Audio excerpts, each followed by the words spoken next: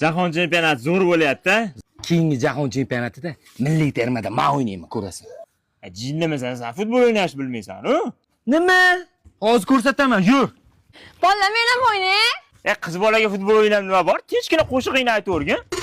Yurib keldi yashil maydonga mana oq bo'rilar. Omad tilaymiz doim bo'lsin bizniki g'alabalar. Darvozada Yusupov, Sergay, Hardam va ishonch bilan O'zbekiston sha'ni qo'riqlar, muxlislar qalbida porlar. Himoyamiz bir devor, Umar Farruh, Sherzod bor.